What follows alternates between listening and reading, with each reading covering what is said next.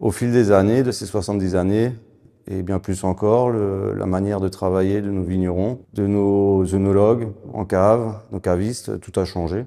L'outil s'est amélioré, nous a permis de progresser sur les qualités de nos vins, nous permettent aussi depuis tout ce temps d'avoir élaboré de plus en plus de choses, des vins blancs, secs, moelleux, effervescents, des rouges aussi. Dans toutes ces traditions qui perdurent, le moment des vendanges est un moment solennel, on va dire. C'est l'aboutissement d'une année de travail.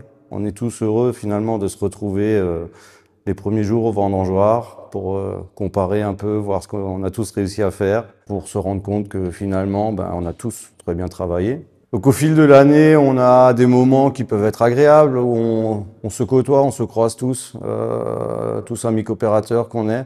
On se croise dans les vignes, à discuter de choses et d'autres, du temps qui passe, de la nature qui avance, du stress qui peut éventuellement se mettre en place aussi à l'arrivée du printemps par exemple, ou à l'arrivée des vendanges. Ce sont des moments agréables au final, quand on y repense.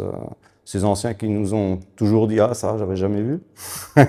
Et puis se rendre compte que voilà, malgré toute cette pression qu'on se met, finalement le produit arrive quand même à destination. Quel est le vin qui représente le mieux la cave? Il serait difficile d'en citer qu'un seul. On a une gamme tellement vaste, la pétillance d'un effervescent, la tendresse d'un liquoreux, un Gewürz, ou bien voilà, juste nos rouges qui commencent, nos pinots noirs qui commencent aussi à marquer le coup. Et en fonction du moment, un blanc sec, un effervescent, un pinot noir me conviennent très bien. Skilt.